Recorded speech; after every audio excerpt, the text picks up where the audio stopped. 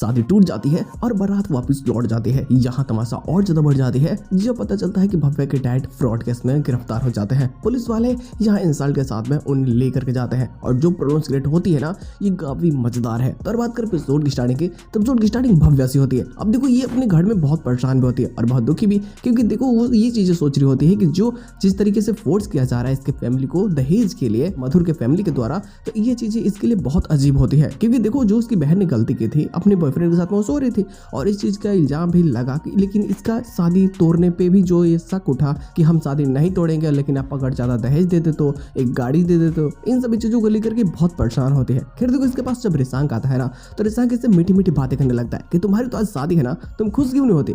लेकिन इसे भी शक हो जाता है कि एक बात बताओ, तुम मेरी शादी में इस तरीके से खुश हो रहे हो, कहीं कुछ गड़बड़ तो नहीं ना। लेकिन रिसांक को पता है कि नहीं, मैं तुम्हें धोखा नहीं देने वाला हूँ, बल्कि मैं तो सच्चाई सामने लाने वाला हूँ, तुम चिंता बिल्कुल मत करो। और वैसे भी इसको तो पेन ड्राइव मिल चुका होता है और इसने पैसे डीजे वाले को दे दिया था ताकि वो इन मोमेंट पे वो वीडियो प्ले करे मधुर का, जिसमें वो ये कन्फ्यूज करता है कि हाँ मैं बहुत ज्यादा सट्टे खेलता हूँ। अब यहाँ ना इसी चीज खुशी से बहुत ज्यादा हो जाती है। मंडप में सभी लोग आते हैं, सभी चीजें ठीक ठाक होती है, फाइनली शादी होने वाली होती है। ठीक है, सारी रस्में एक एक करके होने लगते हैं। तब तक फोन आता है विनय को कि आपने जो लोन पास करवाने के लिए डॉक्यूमेंट्स दिए थे वो सभी फर्जी हैं, पुलिस आपके घर किसी भी वक्त पहुंचते होंगे। वो वकील फोन किया होता है, लेकिन आवाज ज्यादा होने की वजह से विनय ये चीज को सुन नहीं पाता और वो शादी में व्यस्त हो जाता है। बोल देता है वकील को कि तुम यहीं पे आ जाओ, यहीं पे बात हो जाएगी।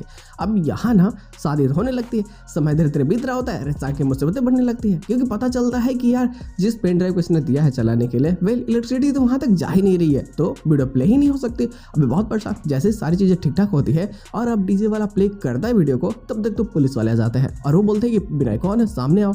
जब ये जाता है, यानी यहाँ भव्य का डैड जब जाता है सामने, तो वो लोग बोलते हैं कि आपके ऊपर में ये इल्जाम लगा है कि आपने बहुत सारे लोन फर्जी पेपर से पास करवाया है, आपने पैसे कमाने के लिए ये सब गलत रास्ता चुना। जो भाई ऑनर होता है वो भी यहाँ आया होता है और वो पुलिस वालों को बोल देता है इसे गिरफ्तार करके ले करके चलो, तो फिर पता चलेगा कि इसने कितना बड़ा घोटाला किया है। हालांकि तब तक रिसांक का डैड भी यहाँ पे आ जाता है और वो यहाँ पे आता है तो वो समझाना चाहता है पुलिस वालों को, सबको समझाना चाहता है कि यार ये मेरा पुराना दोस्त है, बचपन का दोस्त है, जिसे मैं बहुत अच्छे तरीके से जानता हूँ, ये गलत कर ही नहीं सकता। आप लोगों को कोई गलत फहमी हुई है, लेकिन पुलिस वाले तो बोल देते हैं कि नहीं, हमें कोई गलत फहमी नहीं हुई है, हम बिल्कुल सही हैं, इन्होंने बहुत बड़ा फ्रॉड किया है और शादी नहीं हो सकती। अब ये सारी चीजें होने लगती, तब तक तो पता चलता है मधुर की फैमिली वाले ने रिश्ता ही तोड़ दिया।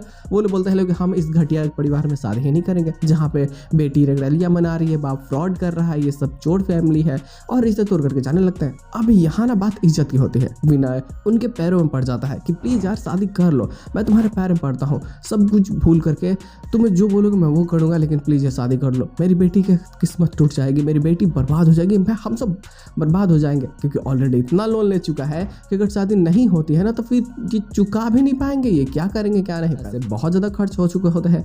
और यहाँ मधुर भी अपनी फैमिली की ही बातें सुन रहा होता है, वो भी शादी तोड़ के जाने लगता है। अब यहाँ ना मुश्किलें धीरे धीरे बढ़ने लगती है, क्योंकि अब जब वीडियो प्ले करता है यहाँ तो पता चल जाता है कि हाँ मधुर भी फ्रॉड करता है। और इस चीज को जानने के बाद में विनय को जो हार्ट अटैक आता है ना, और इसके बाद में उसकी जान जाने की पूरी कहानी स्टार्ट होती है।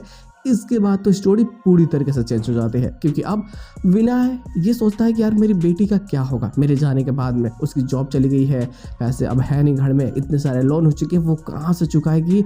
अब ये इस चीज को लेकर के परेशान होने लगता है, उसके फ्यूचर को लेकर के परेशान होने लगता है। तब तक तो नितिन उसके पास होता है और नितिन क्योंकि एक अच्छा दोस्त है तो उसे बोलता है कि तुम्हारे जाने के बाद मैं तुम्हारे परिवार का ख्याल रखूंगा, तुम चिंता बिल्कुल मत करो। बस यही बात है रिसांक के लिए बहुत बड़ी प्रॉब्लम क्रिएट कर देती है, क्योंकि विनायक झट से यहाँ बोल देता है कि फिर मेरी बेटी का क्या होगा मेरे जाने के बाद में, मैं चाहता हूँ कि मेरी बेटी को एक अच्छा लड़का मिले, क्या तुम अपने बेटे से मेरी बेटी का शादी करा सकते हो। बस इतना सुनने के बाद में नितिन तो देखो पट दहा कर देता है, क्योंकि वो एक अच्छा दोस्त है।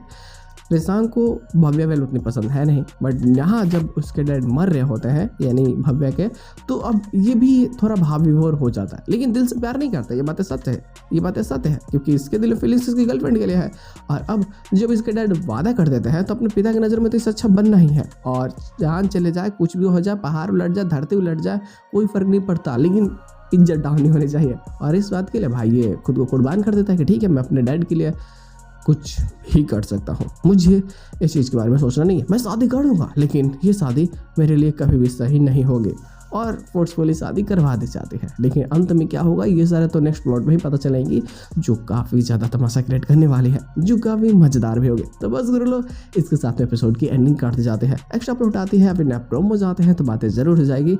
फिलहाल देखना मज़ेदार होगा कि ये निज़ाम की शादी इसको कितना भारी पड़ता है। घर जाने के बाद में ये स्वागत है इनका स्वागत ना बन जाए और वेलकम की जगह पे कहीं इनका भीड़ कम ना हो जाए। चीज़ें तो काफ़ी मज़ेदार होने वाली है। तो बस आज के एपिसोड बस इतना ही, हम लोग मिलते हैं बहुत जल्द किसी नए वीडियो के साथ में, तब तक के लिए बाय।